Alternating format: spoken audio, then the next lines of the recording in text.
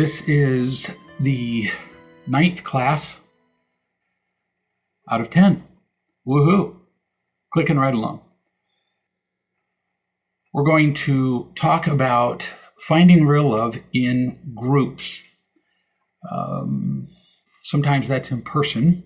A lot of real love groups meet in person. That's really by far the best way, no kidding. Conference calls, Skype, a lot of ways of meeting in groups. If you can, read Real Love for Wise Men and Women and learn about some of the things you might do to start an in-person real love group, only because in-person is just way more powerful. You can send something by email, for example, and it can be misinterpreted in so many ways. Whereas if somebody can see your eyes, your facial expression, your body posture, makes a big difference. So we're going to talk about how we function in groups as wise men and women. And it's not all that complicated, which is not the same as saying it's easy. But as wise men, and you'll see me talk about wise men only because it gets tedious saying wise men and women. And so why don't I just say wise women? I don't know, because I guess I've never been comfortable referring to myself as a woman. So it's meant to include both. As wise men, we have only 2 jobs: to love, to unconditionally love as much as we can, as much as is possible, the people who are speaking, and to teach. On the whole, we do better to err on the side of more loving than teaching. But I would suggest that it's really just one word. It's just one job. Our job is to love and teach. Let me illustrate a little bit by mentioning some of the jobs that are not ours as wise men and women. So we're not here to fix people. That would be teaching alone without the loving. If we fix people, we're not really loving them, because loving people means giving them the opportunity to be happier. And we become happy only as we feel loved, as we're loving, and as we are responsible. And if we're simply fixing people, we're taking responsibility out of their hands. So that's just simply teaching and just kind of bypasses the loving thing. We're not here to indulge people, which is kind of loving them without the teaching, but it's not really loving. It's really just patronizing, indulging, being kind. And I've mentioned this in another class. Kindness is certainly part of love, but kindness is not the same thing as love. So we're not here to indulge. We're not here to criticize. We're not here to give legal advice. I cannot tell you how many times I get called by people who are in the middle of custody situations or divorce proceedings or whatever, and I'm asked for legal advice. There are times when I just, in big bold letters across the bottom of Skype, will sometimes say, I am not an attorney. We're here to love and teach, and we're not here to chatter about nothing. So some of you have had the experience of calling me, for example, and saying, so how are your knees? And I say, not relevant. Why did you call? Because I don't really have time to chit chat about my knees. If I wanted to talk about them, I would. Well, how's Donna? Ask Donna. The time we have is precious. And I'm not here to belittle chit-chatting. I mean, gosh, it's really kind of part of a bonding process. But as a wise person and in a real love group, we waste incredibly valuable time, often talking about absolutely nothing.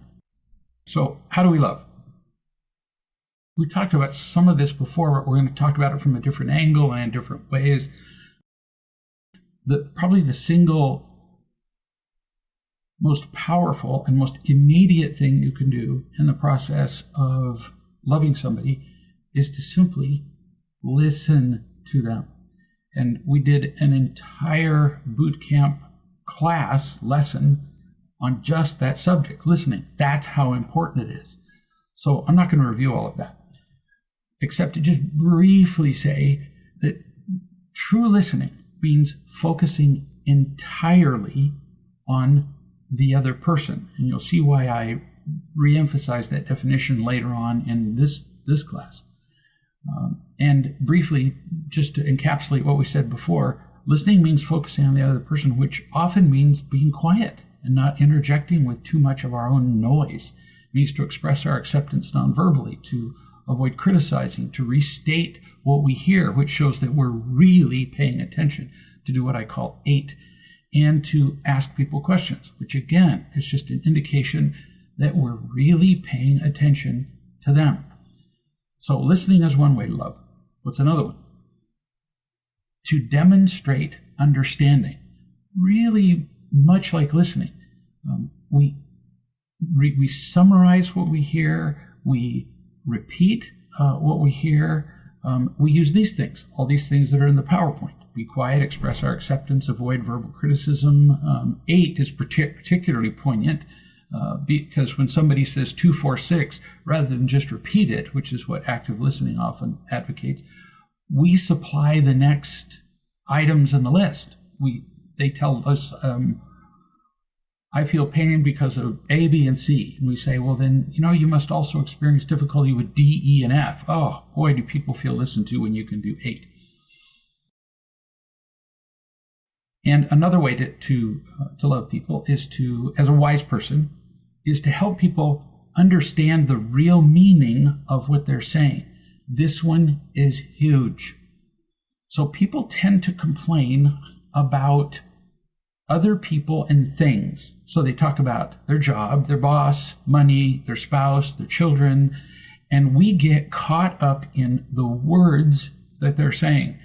I've watched groups go absolutely off the rail and have people spend the entire Real Love group talking about their jobs, and everybody's talking about their jobs when that wasn't the original subject. When people talk about pretty much anything, they're talking about themselves. They're not talking about things. And if it's sufficiently important to bring up in a Real Love group, you might want to consider even memorizing this little tip. As soon as somebody speaks energetically about a subject, they're afraid. It's a guarantee. If you ever wonder as a wise person what to say to somebody who is speaking with any energy in their voice, that means more than going to Home Depot and saying, I would like 3 2x4s. You can say that with relatively little energy, and there's no hidden meaning behind it. But as soon as somebody demonstrates any emotional charge behind what they're saying, they're afraid. It's going to make you look brilliant. So as I'm talking to people, and sometimes I let them go on for a while, just to illustrate this lesson. But I talked to a woman this morning in person, and she was, and her daughter and her husband, and she could talk a mile a minute. And I finally reached up and just gently put my hand on her lips, and she looked at me and went, "What?" I said, "Honey, you're just afraid. You're getting lost in your own words." And as soon as I said that, she closed her eyes and put her head on my shoulder and just said, "That's all it is. I'm just afraid." People need help understanding their fears. They need help understanding what they're saying. The reason that they've been saying the same thing over and over to everybody who will listen for the last 10 years is that nobody has helped them truly understand it. Keep in mind, they don't understand it. So how do they expect the people around them to? Except if you're in a group and you want to function as a wise person, you do need to see beyond all the words and see what they really mean. They're confused. So I was in a group once where a man was confused about his gender. And so, oh my goodness, he'd had chemical treatment to make him a woman, and then planned surgical treatment to change him into a woman, and then canceled the surgical treatment and saved up the money and set up an appointment for the hospital to be treated again, and then canceled that, and then got chemical treatment again, and then went back and forth and back and forth. And finally, this guy's partner said, I don't know what to do about all this sexual confusion. And I said, it doesn't have anything to do with sexual confusion. This man/woman, doesn't matter what you call it. This person, I said, this person, your partner, is confused about everything. And so I asked some questions. Is not your partner confused about work, children, your relationship, pretty much every decision that he or she ever makes? Well, yeah. It's all fear. It's not about gender. Fear and confusion. People do not understand what they're saying. So how can they ever address the fears they have if they don't see them? They can't. Why do people not understand what they're saying? Pain. We talked about this in an entire lesson. It's all about PTSD. So we've been wounded from the time we're little children. These wounds have essentially defined who we are. What we learn first, we learn best. What we learn first, we learn deepest. And so we have been shaped the most, often irrevocably, by wounds that happen so early we don't even remember them. So people don't know what they're talking about because from the very first word, they're reacting to pain that they don't remember the origin of. So how confusing is this? Makes people nuts. So here we are in pain, and we react to our pain by using imitation love, by using getting and protecting behaviors, and our pain also blinds us. So let's see, we're in pain, blind, and confused. How do you think this is going to go? We're screwed. It's like being in a cave where there's no light and you're trying to find the entrance. There are potholes and pitfalls everywhere, and all we do is run into rocks, fall into holes. It's terrible. And we're responding to what we can't see. Our lives center around the avoidance of pain. It becomes pretty much our reason to live. And that's wrong. It's not the avoidance of pain we want. Anybody can avoid pain. I did that when I was addicted to narcotics. I could, at any time of the day, anytime I wanted, any day of the week, avoid pain. Shoot up with enough narcotics, I can get you out of pain too. But then you wake up, and then it's worse. You just kind of delayed facing the pain, and now you've added an extra layer of drug addiction, which makes things really all the worse. We don't want to avoid pain. We want growth. We want health. We want joy. And there can't be any growth without pain. See the problem? So we spend our whole lives avoiding pain, and yet it's only through pain that we can grow and become happy. Talk about terminally screwed. This is true with everything. No growth without pain. Dieting. No growth without some discomfort, some change in habits. Exercise has been proven you don't grow muscles until there's some discomfort. No pain, no gain. We used to say that blithely, and now it's been proven to be true. Practicing the piano, practicing any skill. You don't grow without stretching yourselves to the edge of discomfort and sometimes a little bit beyond. There was a great marathon runner for many years ago, back when I was younger, so I tend to play, as I say, the lessons you learn first, you remember best, so I remember him. His name was Alberto Salazar, won the New York Marathon at least 2 or 3 times, and he was asked, what does it take to be a great runner? And he said, this is really simple. The ability to suffer. People were looking for, a great heart, determination, good coaching. No, suffer. When you get to a point in the race where you're 25 miles and there's a mile to go, pain, it's pain. You don't get a second wind at 25 miles. Let me tell you, you're well past that. And the same is true with growing. And that doesn't mean that growing is always painful. No, in fact, growing is sometimes exhilarating. It's fun. It's a hoot. But you can't avoid the moments of pain. And it's usually at the most critical moments that you're going to experience pain. So no way around it. Another reason why people don't understand what they're saying is that they're not speaking to be understood. They're speaking to get and to defend. So as soon as somebody is in pain, what do? Reflexively, immediately, unconsciously, just almost irresistibly, they protect themselves, or they do something to get imitation love, which is really very similar. It's all about the diminution of pain. But these behaviors perpetuate themselves. So if I protect myself by getting angry, I might just briefly create the illusion of safety, but then I'm more alone, I feel less loved, I'm in more pain, and now I'm more likely to become angry the next time. And the worst effect of using getting and protecting behaviors is that they work temporarily. It makes me feel better for a second, just like narcotics did, and so I avoid addressing the root problem. So people in pain use methods to decrease their pain that paradoxically increase their pain. And so they're just screwed in an endless cycle. Another reason that people don't understand what they're saying is that they get lost in their words. And I mentioned this, just briefly earlier in this class. We use too many words. That's up there as an entire PowerPoint. Too many words. Why? Because it's that important. It's one of the top 3 or 4 mistakes that I see wise men and women make. We think that really good listening is more listening. So the more I sit still and listen to somebody go on and on, then the better I'm listening.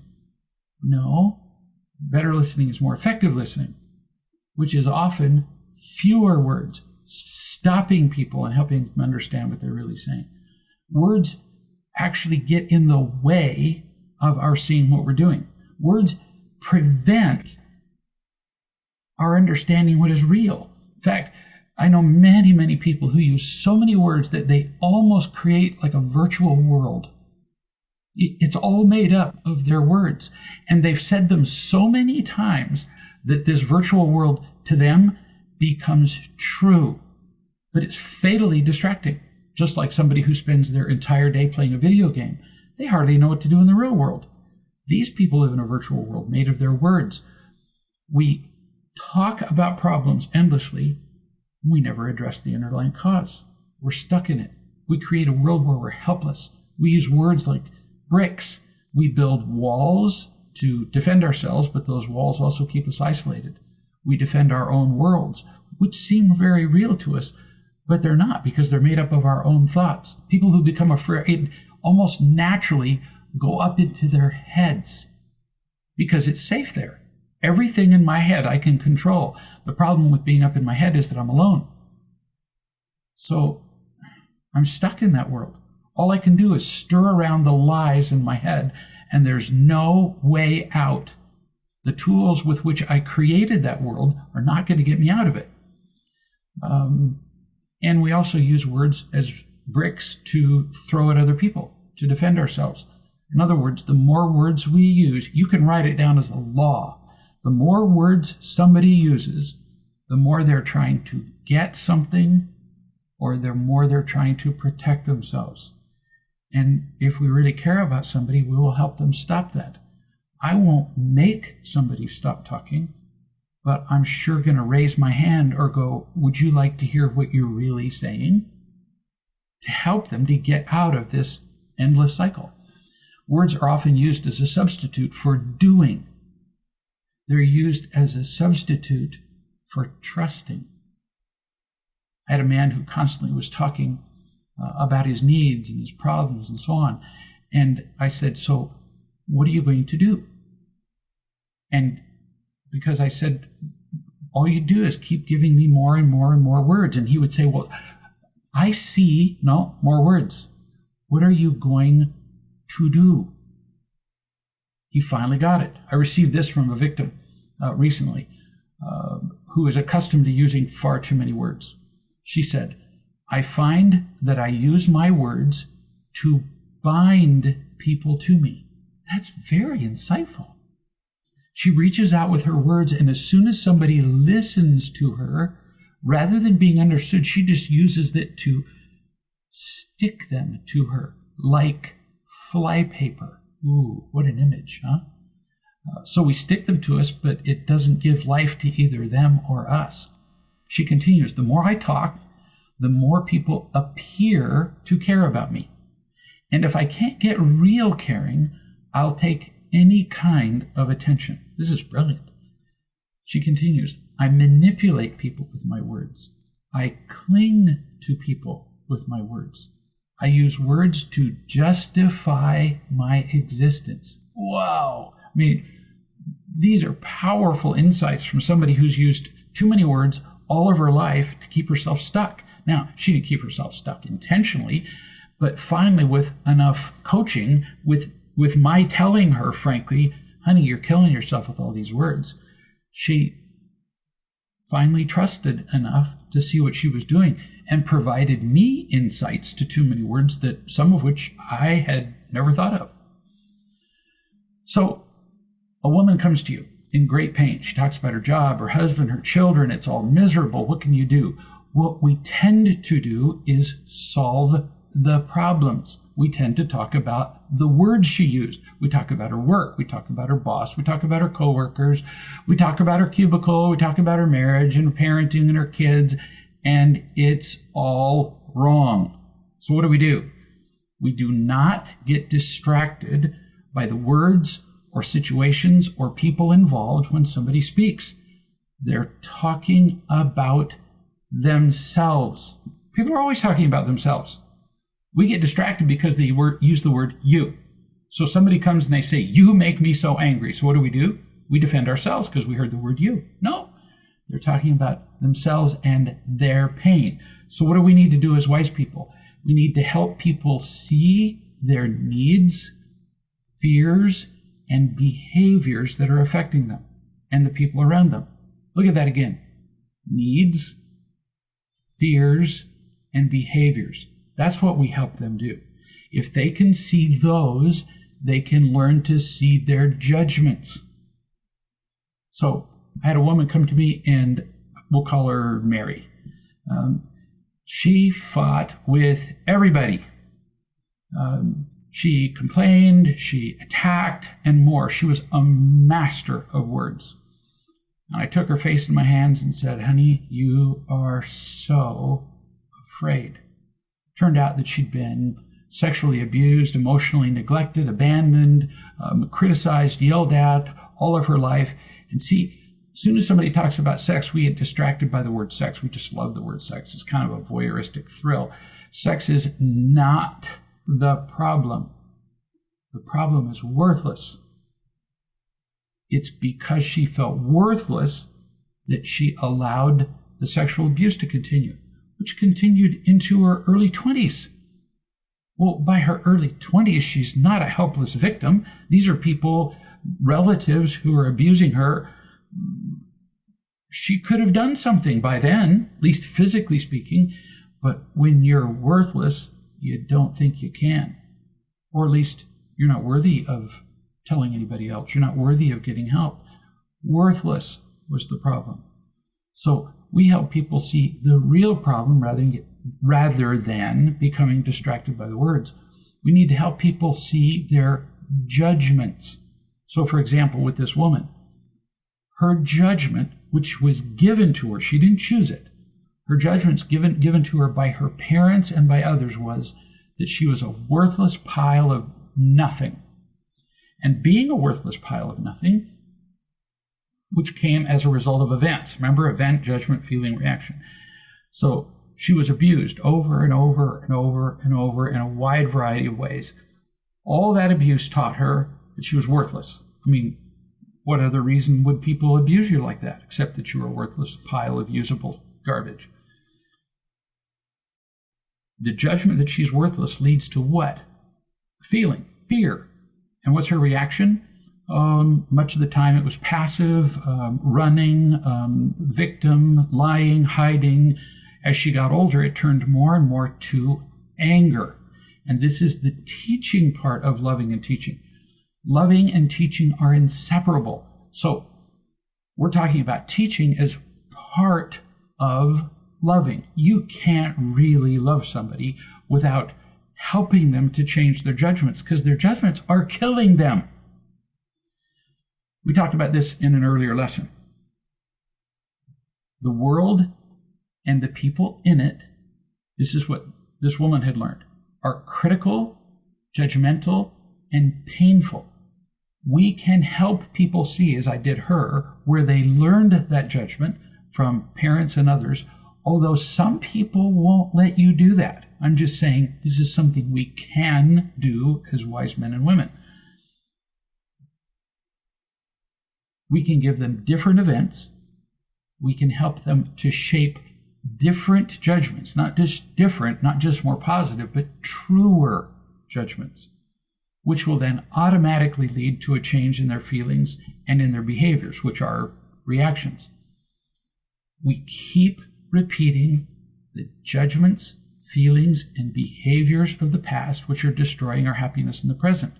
So as wise men and women, we help people see what we discussed back in lesson 4, way a million years ago in this series, that past judgments are distorting our present judgments and ruining our feelings, behavior, and lives. Example. This is an example that we used back in lesson 4. So the lady's mythical name was Tammy.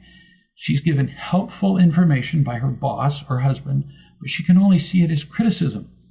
And so she comes to group and she talks about how her husband or boss are critical. And we tend to fall into that. And we sympathize, or we tell her how to respond to that. No, focus on what we know to be true. She feels afraid. That's what she's telling you. You're right about that every time somebody speaks with energy. When she feels afraid, what does she do?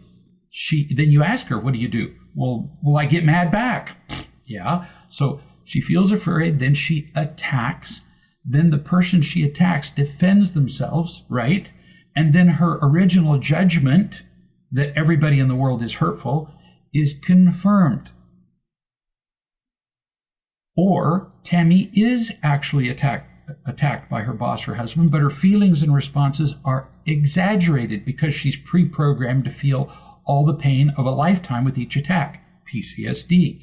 We're here to help people change those judgments. And how do we do that? We recognize them. How do we recognize our judgments? One of the ways to do it is to ask people or to observe how people are feeling. Feelings are information. When I know how somebody feels, I pretty much already know what their judgment is. If somebody's afraid, do they feel independent, loved, and powerful? No. They feel worthless and weak. So I already know the judgments. If you're afraid, why? Because of that judgment. Tammy was afraid of being worthless with every mistake that she made. So anytime anybody approached her with a mistake that she made, whether kindly or not, she responded out of fear and would respond badly. We can help change judgments as we realize that we always have a choice. Now, in our defense, we see no other choices. If we have been feeling worthless and we've been reacting by defending ourselves all of our lives, then that's all we see. We don't realize that examining our judgments and behaving in a loving way is even one of the choices. Another way to change our judgments is to learn to see clearly. To see what? To see our judgments, our feelings, our behaviors, our choices. And who helps us do this? Wise men and women in groups, which is the subject of this class. We help people see their fears and their pain. Again, it's almost always useful to say, what are you afraid of? Anytime somebody speaks with energy, they're afraid. Fear is always a lie, or at the very least, unproductive. So, for example, somebody says they're afraid, and you ask them of what, and they say, oh, I'm afraid of losing my job. Well, maybe. But when people feel whole, worthwhile, loved, certain of who they are, losing a job is really just an inconvenience. they're going to find another job, and very often a job that was better suited to them. So what they're really afraid of is losing income, losing approval, and once again proving that they are worthless. See? There are many men, and increasingly more and more women, who are inseparable from their job. They can't separate their notion of who they are from their performance at work. So if they lose their job, they actually lose their identity. So pretty big deal, but it's really about feeling worthless again. It's not about losing the job. So we help people to see what they do. A woman, for example, was aggressive in attacking her husband, and I'd heard her do this. And I pointed it out to her that she was attacking her husband, and she said, well, I'm just asking questions. What she meant was that she would ask questions like this. Why do you do it that way? Well, there should be a comma instead of a question. It's why do you do it that way, comma, stupid? Why didn't you do it my way? Why are you an idiot? She doesn't ask questions. She issues challenges. She demands explanations so that she can control everything. Why? Because she's a bad person? No, just because she's afraid. But she needed help seeing that just because a sentence ended in a question mark doesn't make it a question. She needed help identifying her fear, her judgment, and her reactions. She was attacking and controlling.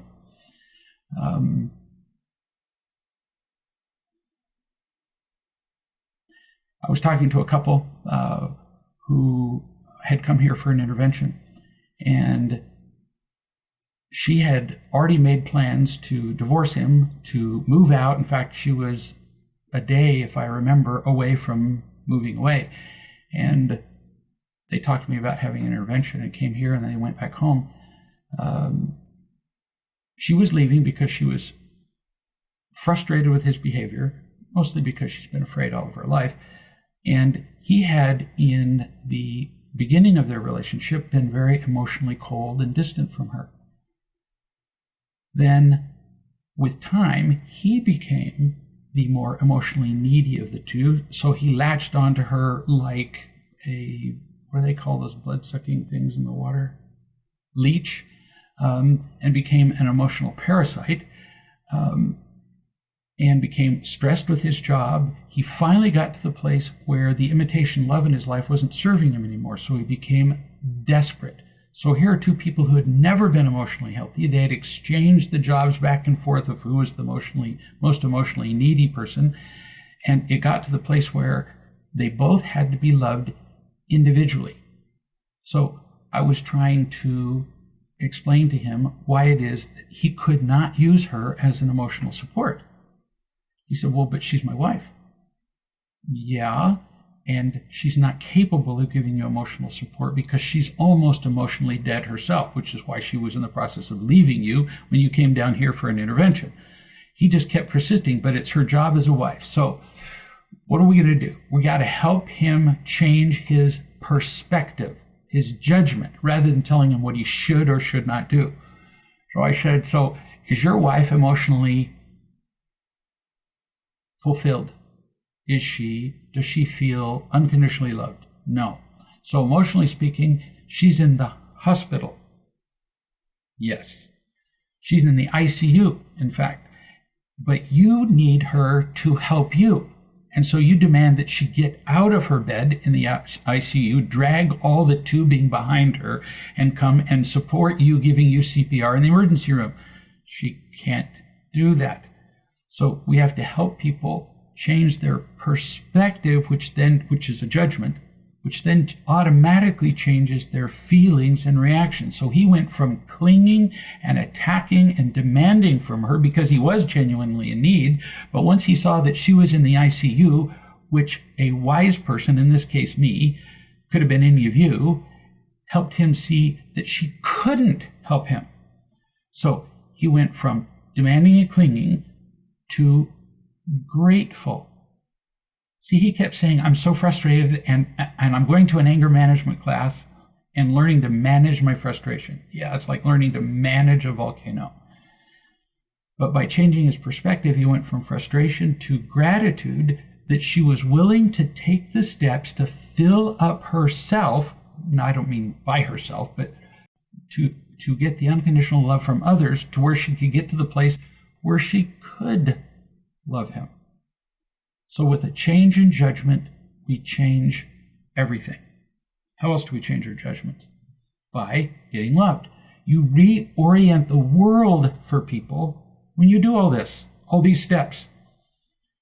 I was talking to a recent woman, now she's a man. I meant a woman recently who had led nothing but a life of fear, been alternated between anger and controlling and victimhood and screaming and yelling and withdrawing and threatening suicide, just an absolute wreck of a human being who'd failed every kind of therapy there is. And all I did was love her. One day, as I was just holding her and patting her head, I said, honey, she was just bawling. She said, this is the best I've ever felt in my life. And I said, honey, this is home. This is what you've been looking for all of your life.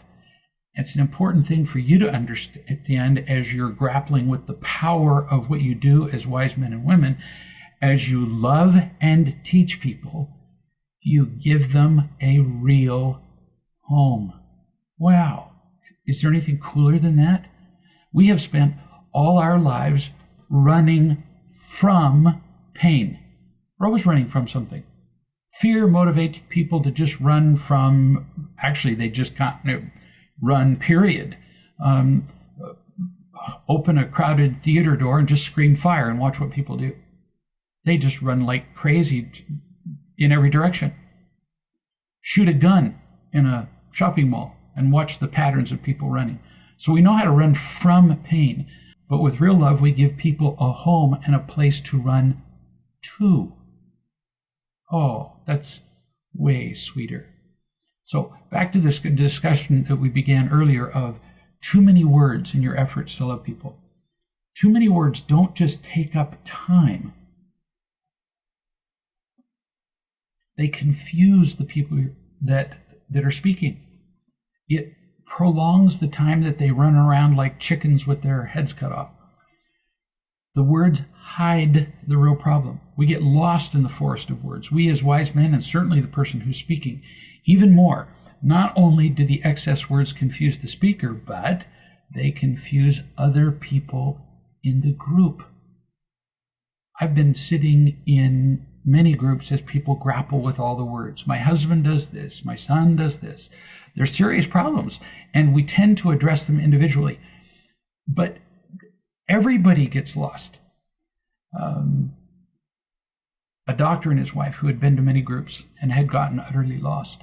And their endless stories had confused all the wise men and women. The group was confused by their stories of finances, sexual disputes, the children controlling, all those words. The group would pick up on each individual word and run off on a tangent. And then they'd come back and they'd use another word, and the group would run off on another tangent. And they would do this for weeks and weeks. So I came in to visit in the group, and I just sat her on my lap and rocked her for 30 minutes. While the group continued. Everybody else continued. I just sat and held her and rocked her on my lap. She cried and cried. This is one of the angriest women I've ever known. And eventually, toward the end of the group, I just asked how she was doing. She said, peaceful. Peaceful for the first time in my life. And now her husband's crying because he's never seen her like this, ever. We got to get through the words and get to what really matters.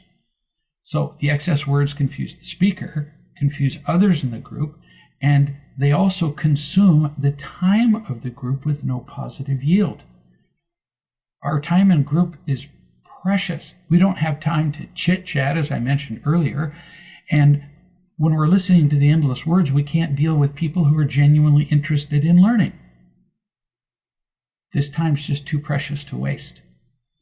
Now, we began some time ago talking about how do we love people, and we ended up on one tangent or another, which is my fault. We talked about demonstrating understanding, helping people understand the real meaning of what they're saying, and we have to know investment in the outcome. I spent several conversations with a woman whose marriage, parenting, and life were all in the toilet. I just loved her. After about the third time of talking to her, she was depressed. She was resisting. She was sulking. She would sit there on the other end of the Skype call, literally sitting in a corner of the room and pointing the camera to her, sitting in a little like fetal position and not speaking. I told her, it seems like you're enjoying being miserable. She said, that's insulting. Possibly, but you are. By acting like a victim and sitting in the corner, she was demanding that I rescue her. She was looking for sympathy, and if she sits in the corner and acts helpless enough, then she doesn't have to be responsible, which I told her. She, of course, denied all this, and by this time is getting more and more angry. You cannot be invested in the outcome. If you're trying to get a positive outcome, you will manipulate people to get short-term gains, and you will hurt the person who's speaking. So I could have put a smile on her face by saying, oh, you poor little snookums, and patted her face. But see, we'd already been through that a number of times, and it wasn't really helping her. So I said, well, sweetie, it's obvious that I'm not helping, so we'll talk another time. Well, no, don't go. I said, it wasn't a negotiation. I'm not helping. So I'm leaving now, and I'll talk to you when you really want to take responsibility for your life. And as she was saying, wait, I hung up. Now, this will be very offensive to some people. But this is what I mean by you can't be invested in the outcome. I care, listen to the difference. I care about her, but I will not take responsibility for her life. I'm going to say that again. I care about her deeply. In fact, I care about her so much that I'm willing to do something to help teach her responsibility, even though I know ahead of time she's going to hate me for it. In fact, if you're not willing to have people hate you for helping them, you're probably not really helping people, or at least certainly not the harder ones. I care about her, but it's not my life, and I will not take responsibility for it. If I do, she can't take responsibility for it, and now she can't be happy, loved, loving, and responsible. People often worry, separate subject, although still in the one about no investment in the outcome, but a little bit different tack here. People often worry that they're moving too slowly. What are they really telling you? They're afraid that you'll judge them harshly for being retarded, stupid, not being motivated. And I tell them, I don't care. I'm going to keep loving and teaching you. What you do with it is entirely up to you. I trust you that you'll keep taking the next single step, one step at a time. I was talking to a man today who kept saying about his marriage, well, now when are we? I said, there's no we. There's no we here. You haven't gone on to the first step, which is, I believe that you love me. He hadn't yet, in our conversation of 3 hours, genuinely felt my love for him, not once. And he wanted to go on and talk about, well, what was he going to do with his marriage? No. And I wasn't impatient with him. Again, no investment in the outcome. He has to do this one step at a time, and you can't be pushing people. He wants to talk about what to do with 2 out and bases loaded in the bottom of the 9th in the World Series, and he hasn't yet learned how to hold, much less throw a baseball. We all want to skip through the preliminary steps. I learned to play tennis that way. I went out and trained myself how to play, and I played pretty good. But I got to a place where I didn't get any better. I took my first tennis lesson, and the tennis pro said, show me how you stand. And I'm thinking, you must be really slow in the head. Stand? Well, you stand with your feet. I showed him how I stand. He said, now, show me how you hold your racket. I'm thinking, boy, he's really a stupid one. I'm going to get a different coach the next time. Then he said, show me how you do your forehand. And I went to do it with my racket. He took the racket out of my hand. He said, no, just show me without a racket. And I'm thinking, completely retarded. Backhand, forehand, he took me all through. Turns out I did everything wrong. I decided to teach myself tennis without learning the tennis basics. How to stand, how to run, how to stop, how to do a forehand, backhand, overhead lob, all that stuff. Once he showed me how to do those things and I listened to him, dang it, the ball went over the net more often. It went where I wanted it to go. I had to start at the beginning. We have to do this with people that we're wise men and women for. We can't be in a hurry. We can't be invested in how it turns out. If we're not invested in the outcome, we don't expect people to listen or to feel loved. You accept that sometimes they'll be irritated. That the truth is often irritating to people who've lived the same way all of their lives.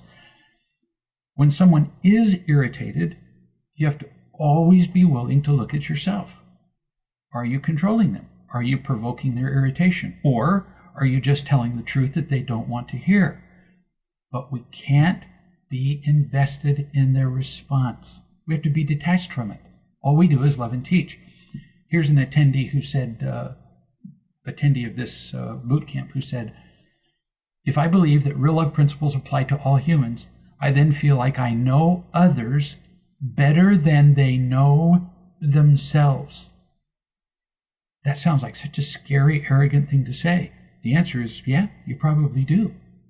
If you're unafraid yourself and you really understand real love, not just in your head, but you're living it, you're not afraid. You probably do see other people better than they see themselves. I've met people and known them better than they see themselves in 2 minutes. Because I'm not afraid. Not because I'm smarter or better, just not afraid. She continues. And I find this a dangerous thing. Yeah, it is potentially.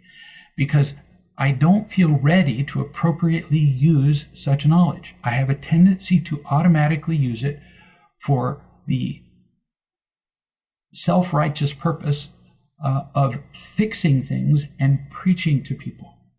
Excellent wisdom. If you understand the principles of real love in your head, but you're not quite ready to be genuinely loving and teaching, you might abuse the principles. We need to love and teach, no investment in the outcome. How else do we love? We advise slowly. Most groups leap in when somebody speaks, and they leap in with advice. The doctor's wife that I was talking about earlier, I had lots of advice to give. I could have advised her all day long, but I didn't. I just sat her in my lap like a 3-year-old and patted her head. And I said, I have the faith that without fear, when you get rid of your fear, when you feel what I'm doing, you will see clearly and you will know what to do. And with rare exceptions, that's true.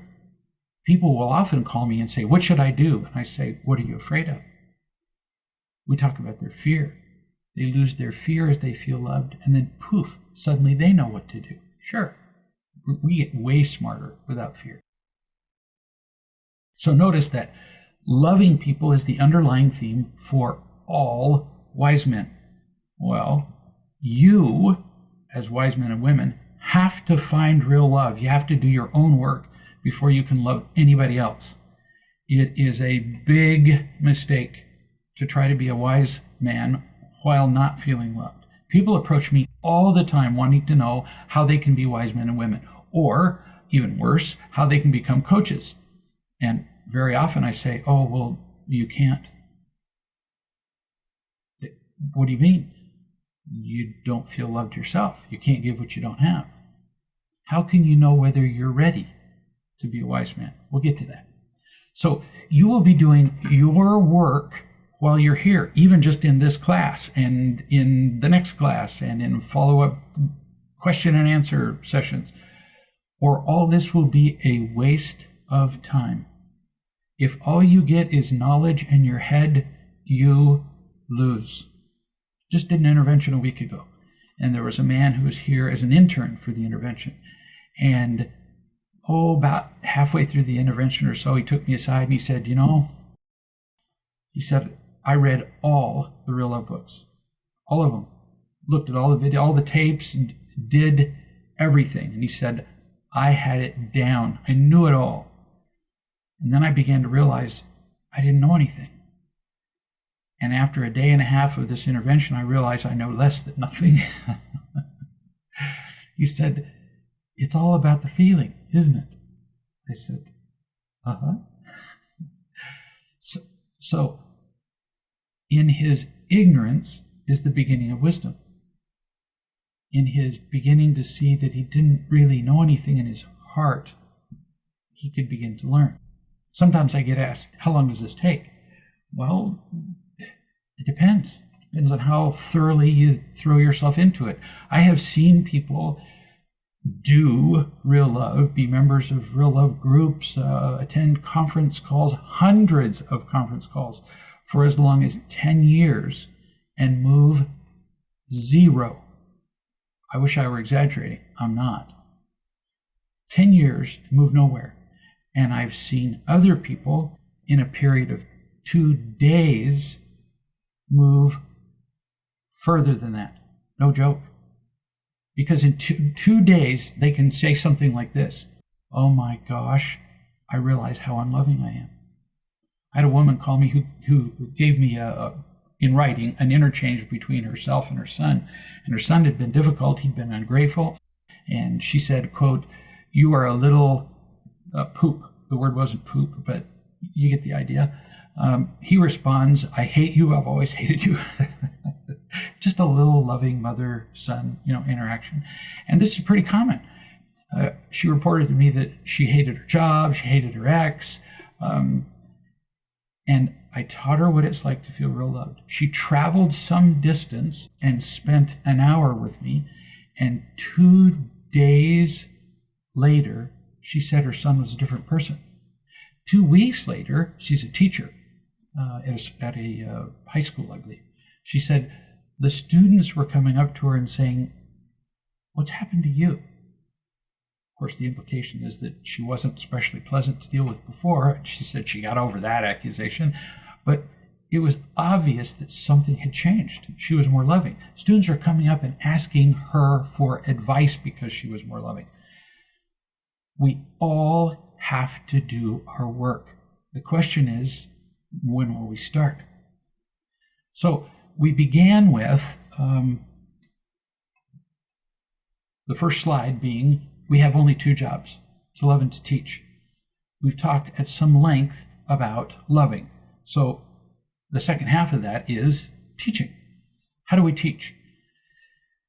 Let me encourage you to consider that as I talk about ways to teach, they might sound like techniques. I just don't believe in them. I'm going to give you some ways that will help you, once you're more loving, that will help you to be more effective in teaching. But if you attempt to do teaching without loving, then you will turn these into techniques and they'll be worthless. So one set of principles is some that we've talked about before. What I call the 5 W's. What, why, what. So as somebody's talking in a group, it can just kind of help you in your brain. Please don't, in a group, go, okay, now let's go over the 5 W's. Because pretty much everybody that you do that with is then going to feel like they're being treated mechanically. Really. Do not do this mechanically. If it's a technique, it won't work. And you don't always have to do all of them. You can edit them. So let's go through them briefly. When I say, what did they do? I mean the other person. So a man says, for example, my wife was terrible to me last night. You say, well, what did they do? What did she do? Second, what did you do? And don't get into too many words. The third, why did you both behave as you did? Fourth, what could you do differently next time, knowing what you know now? And the last, what will you do right now? Now, notice, let's just show you an edited version of this. What did they do? What did you do? a shorter version of asking that is, tell me what happened. So don't be mechanical and use the same words over and over. People don't like to feel like cattle herded into the same chutes. Or just, how do you feel now? Is none of the 5 questions. But it's important because then you can say, if you had, you spend some time loving them, like I did with the doctor's wife. I loved her, and then I said, how did you feel? She said, peaceful. And I didn't tell you the rest of the story then, probably because I meant to tell you now. So I said, feeling like you do now, how would you respond to your husband if he blank, a thing that she had described earlier? Her response was completely different. And yet I didn't use one of the 5 W's. I just said, how do you feel now? And how would you respond differently? So they're not meant to be some sort of rigid guideline. They're just clues. Kind of like if you don't know what to say next, you could consider those. Second goal of a Wiseman, well, we already talked about this. Second goal other than loving is teaching. We can help people see better choices, but without controlling them. We help people feel loved and see better choices to make in their lives. Let me emphasize, making better choices. We just offer choices. We don't tell people what to do, which is what advice giving is. So I will sometimes, after I have loved somebody and after they have gotten to the place where they feel unafraid, I will say, so how would you handle that differently now? Often people have felt unloved and afraid for so long that when you say, how would you handle it now feeling unafraid? They don't have a clue. They're on another planet. It's like saying, how would you play golf on the moon? I don't know. So sometimes you offer them choices. You just say, well, if you felt peaceful, would any of these work? And you give them 1 or 2 or 3 choices just to consider. And at some point you'll see them light up and go, well, I could do that one. When people come to see me here personally, I don't tell them what to do, but I do tell them this. I'm going to tell you what works and what doesn't. So when people say, well, this is what I did, I will say that will never work. Or this is what I plan to do. No, that's never going to work. I help people see what works and what doesn't work. So I help them see better choices without controlling the choices they make. So how can we love and teach together? People feel unloved because they've learned that judgment from thousands of experiences with other people. You are proposing to teach them entirely different judgments from those they have been taught thousands, actually tens of thousands of times. Do you see the problem? A mountain of experience, tens of thousands of events that have led to these judgments. And then you come along and you say, all those judgments are wrong. Arrogant. So the question is, why should they believe you? And in fact, there are many occasions you need to bring this up, because you'll see this quizzical look on their face as you're telling them that everything they've ever learned is wrong, and they're going to be going, huh? And you're going to think that they're confused. No, the question in their head often is, well, why the hell should I believe you? And it's not because you're more positive. It's not because you're cleverer. Here's why. Because you're not empty and afraid. And because you're demonstrating that you care about them. In order for me to trust somebody's judgment, I really only want to know a couple of things. Do they know what they're talking about? Do they have experience? And do they care about me? And are they not empty and afraid, which means they're not going to use me or abuse me? All the people who have judged the people that you're talking to as defective in the past have been motivated by emptiness and fear. When someone frightens us or inconveniences us or fails to give us what we want, we find them defective. That's human nature. You don't give me what you want, what I want, you're bad. That's just kind of what we naturally do. The people around us did that too. So it's critical that we understand this in evaluating their judgments. And this is what you're going to be teaching the people who are talking to you.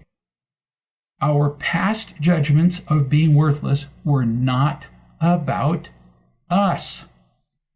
They came from emptiness and fear of others. So when other people told me I was defective, what were they really saying?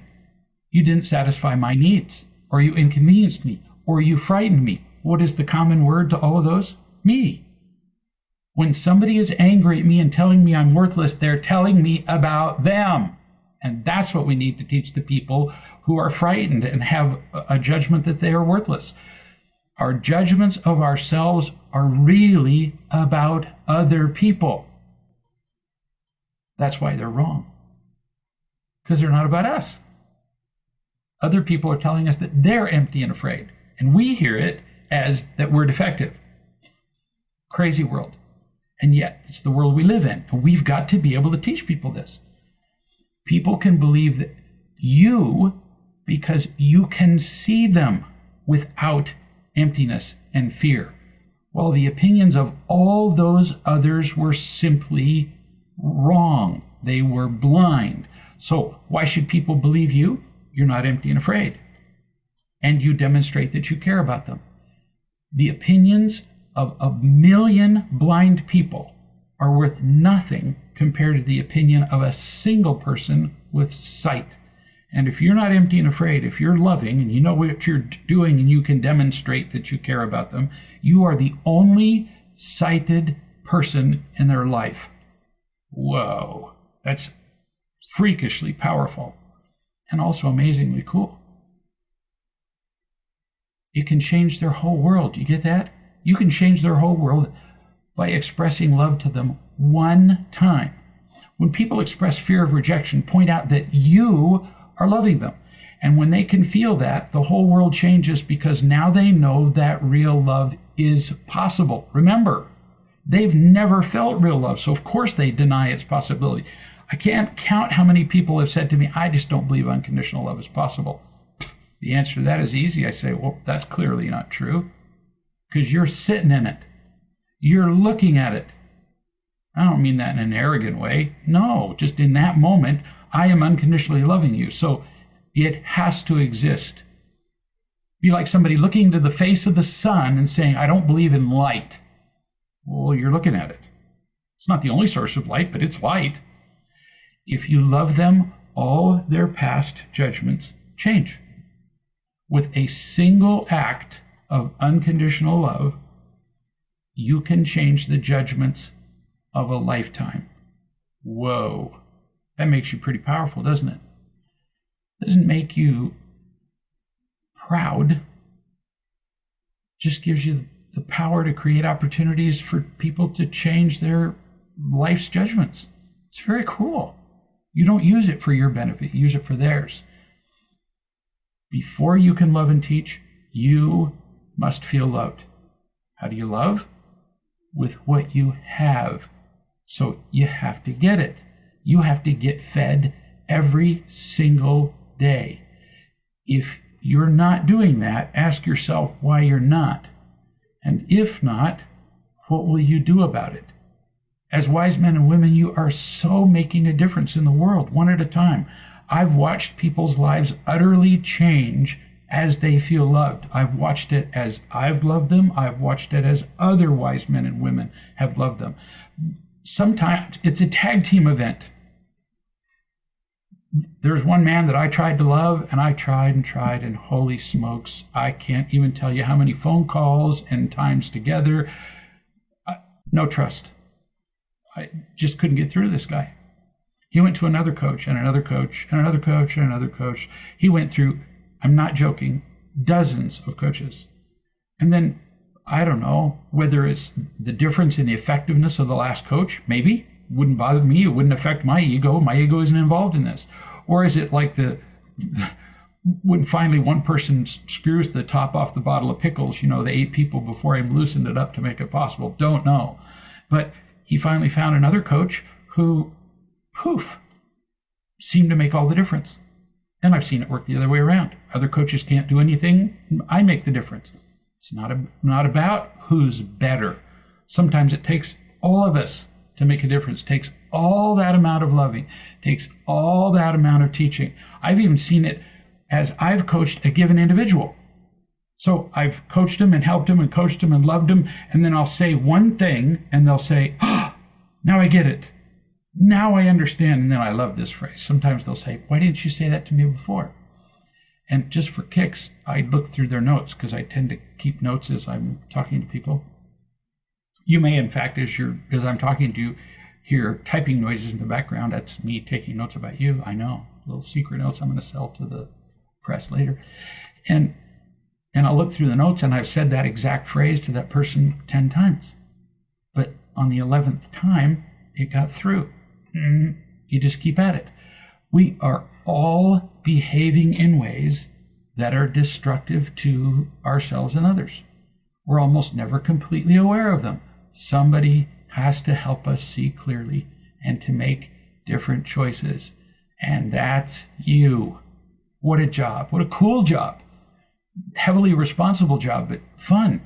You hold lives in your hands. That's no small thing. God, the universe, don't care what you call it. God is delivering these people into your hands.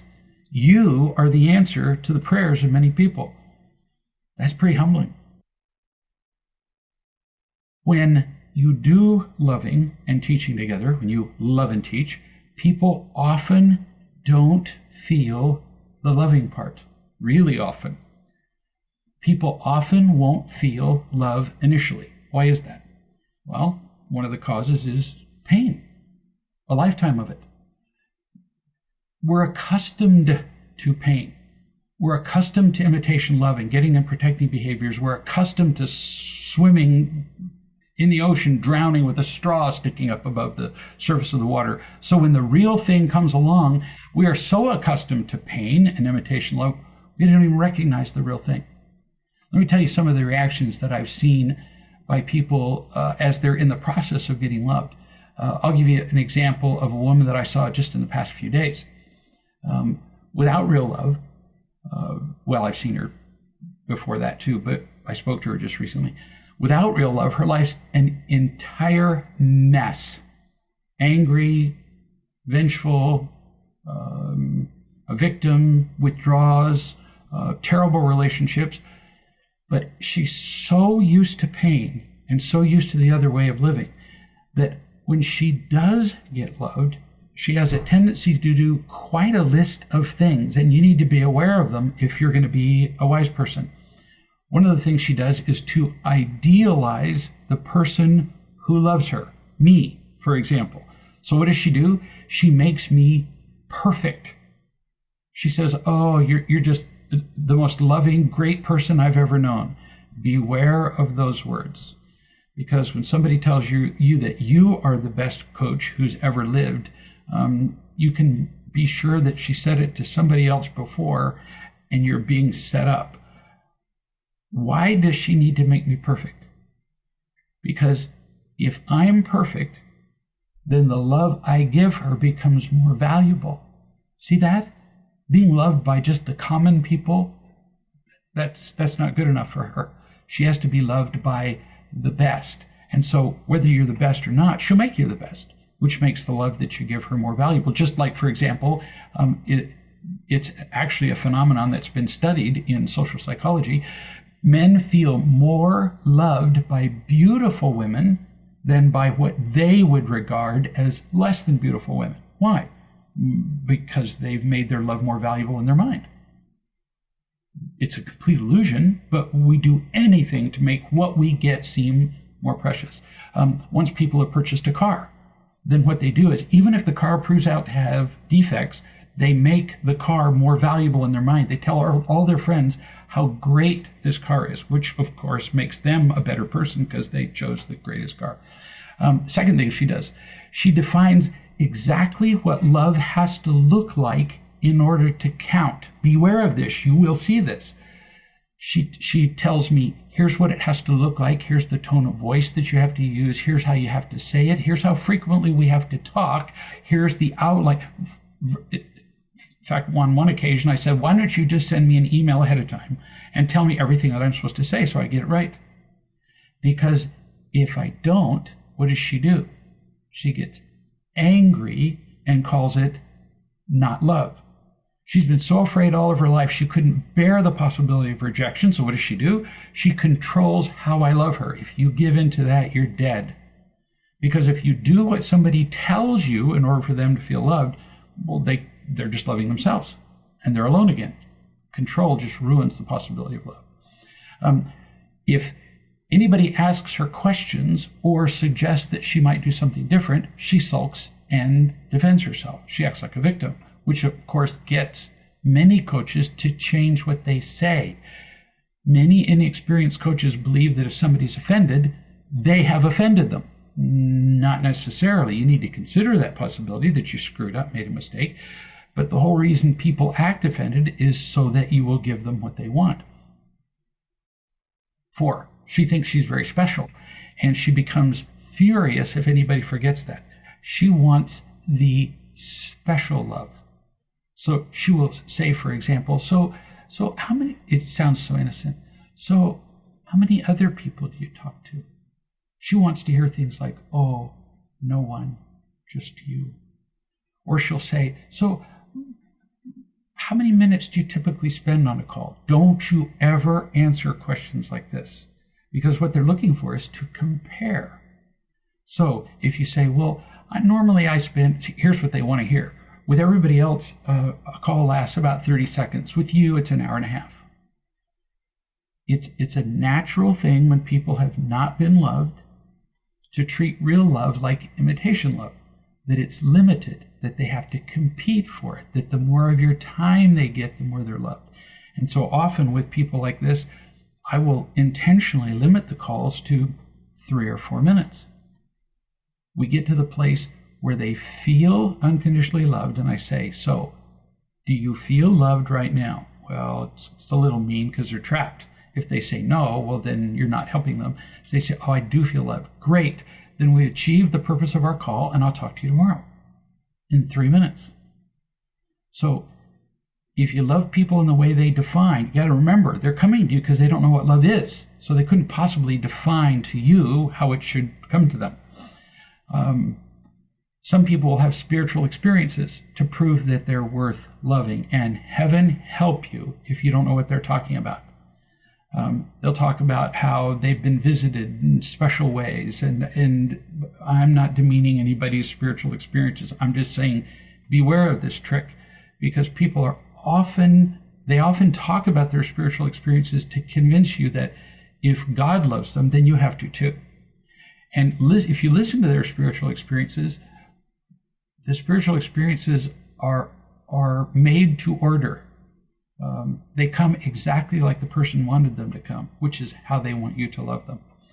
Or another common response to being loved is that people intellectualize it. They say they understand your love. It's not about understanding. The bottom line of all of these different ways that people will often not feel loved initially is that loving people is often not easy. It takes some kind of faith and courage on your part to be a wise man. I mean, like big time. If people receive your loving and teaching, they'll begin to grow. But growth always involves pain. As we said, love means caring about their happiness, not their comfort or their ease or relief of their pain. And boy, is it tempting to give in to those latter conditions, to make their lives comfortable, to make them easy. Parents experience this with their children all the time. Children define loving as giving them what they want, making life easy, especially the older they get. But if you give in to comfort instead of caring about their genuine happiness, which includes responsibility, you're not going to be capable of loving and teaching people or helping them. Another way of seeing this, which is more direct, is if you want to be a better wise man, you must be willing to hurt people. Now, I don't mean intentionally hurt, but I can't count how many times I have gone to say something to somebody. I know ahead of time they're going to blow up when I say it because it's something they absolutely must hear. And if you don't say it to them, you can't help them. I was a surgeon for 20 years.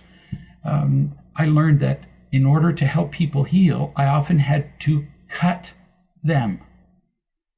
You have to be willing to hurt to heal. I'm going to have my knees replaced in 2 weeks, both of them at the same time. He's going to cut me. There's not a painless way to do this. In fact, they went in great detail in the preoperative class about how this is going to hurt like holy hell, she said. And she asked the people, which knee are you having done? Your left knee, your right knee? And she got to me and I said, both knees. And she went, she needs to take a psychology class. She went, both? I thought, no, just one. It hurts to heal. And we can't shy away from that. When people experience pain as a result of your loving and teaching, they will tend to blame you. And this just scares the daylights out of most coaches. They want to coach, they want to help people, but they don't want to be blamed. So you need to remember this. You are not causing their pain. Pain is a natural result of growth. You just can't have growth without pain. And today, somebody said to me that what I was teaching him was really difficult. This way of living would be just really hard. And I said something I've said 1,000 times. Living real love can be hard in the short term, but it's way easier than everything else you're doing now. And if you consistently experience difficulty in living the principles of real love, it's not the principles that are causing you difficulty. What's difficult is fighting the principles. That is exhausting. And when I say that we're not causing their pain, I don't mean that in a flippant way. I'm not advocating that we feel irresponsible. Oh, well, if you hurt too bad, that's your problem. We always have to examine whether we were too harsh, too unkind, too direct, whatever. But we can't use the response of the other person as the criterion for whether we were too harsh, too unkind, or whatever, because people in pain are going to flinch. So our job is to just love and teach. And don't judge your efforts by the reactions of other people to your efforts. You just do what's right. Often, the very thing that someone needs to hear is what they will hate most. Please let me repeat that. Very often, the thing somebody needs to hear most is what they will hate most. And if you want to be an effective wise man or woman, you have to be willing to do that. A lady, Marjorie, came to me for an intervention. She was a controller. Holy smokes. Angry at her husband, drove him completely out of the house. He lived in a different city. And while she was here during the intervention, she trusted the love that I was giving her. It was a beautiful thing to see. She went home. Her husband was so moved by her newfound peace and loving that he moved back in the house with her. Then she became afraid because relating to him in a loving way was so unfamiliar to her. Remember, the whole reason, one of the big reasons we use imitation love is that we can control it. We can use getting and protecting behaviors to fairly reliably produce the imitation love we want. What's scary about real love is you can't control it. In fact, as soon as you do, it's gone. And so that's why real love is scary to a lot of people. They feel, some people will call me and say, I feel out of control. And I go, great, because you are out of control. All you can do is tell the truth about yourself. All you can do is be loving yourself, and you cannot control the response. And she went back home and she just lost it in fear. She just couldn't live with not controlling him. She had to control what he said and did and moved. And so she went right back to controlling. And I said, honey, you have to stop it. You have to stop this right now. I said, do you remember how you felt when you were with me in the same room? Do you remember the expression on your face? utterly peaceful like a child. Do you remember the expression of your husband's face when you felt peaceful? He was in love with you again. And I said, and you got to stop it right now. Her response was, you're attacking me.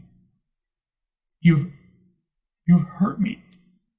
I am betrayed. I can't trust you anymore. The very thing that she needed to hear was the thing that she hated most. She continued to control. Her relationship ended. Her marriage ended, and she doesn't realize it yet. But unless something incredibly dramatic comes along, like, say, a meteor, it's the end of her life. No kidding. Because how many people are going to have the insight combined with the courage to tell her what she needs to hear again? Not going to happen. Controllers don't let that happen. They don't let anybody within light years of them who might suggest to them that they're making a mistake. So she's going to keep doing this. She's going to lose her children and pretty much everything else she has. So often the very thing someone needs to hear is what they will hate most. But what people need most to hear may not be what is best for you to say. Let me explain. They may need to hear that they're selfish and destroying themselves and everybody else, but they may not be able to hear it. They might need to hear some preamble, some steps before that, like, sweetie, I understand that you're just in pain, which I did with this lady that I was just talking about, Marjorie. I didn't start off saying, sweetie, you're controlling, it's destroying everybody, and you're just a destructive witch. I mean, she would have vanished in a puff of smoke. Or if you watched The Wizard of Oz, I'm melting. So I didn't do that with her. We worked our way up to that. But even working our way up to that, she couldn't hear it. So let's take another one. Mary. Whirlwind of destruction, threatened suicide, attacking others, chaos everywhere she went.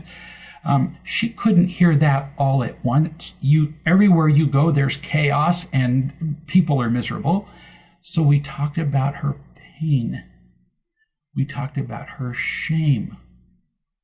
And she just melted. So you don't necessarily tell people everything they need to hear all at once. After she felt seen and loved, she could hear the rest. In fact, the more love she felt, she just came up with the rest. I didn't even have to tell her the rest. She did 2, 4, 6, 8, 10, 12,000. She was amazing.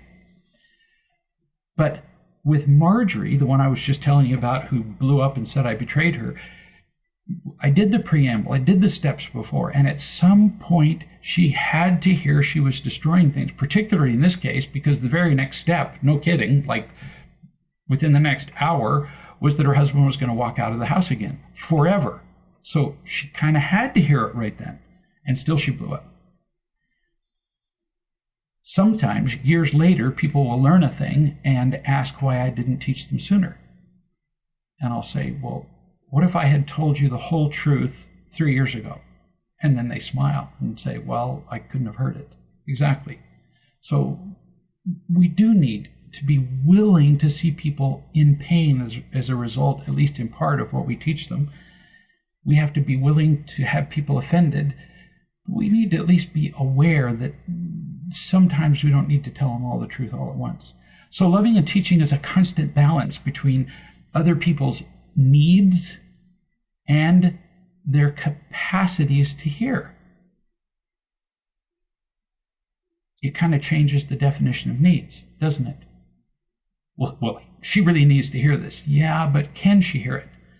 And then kind of as a addendum, then there are people like Marjorie who they really need to hear it. They're not capable of hearing it, but they have to hear it anyway. Often with our children. Our children don't want to hear a thing. They need to hear a thing. They're not capable of hearing it. All they can do is scream, mine, do it my way. Well, they got to hear it anyway. And only you are going to be able to figure out what I just talked about, which is that loving and teaching is a constant balance between the other person's needs and their capacities. And often you will figure that out only by screwing up.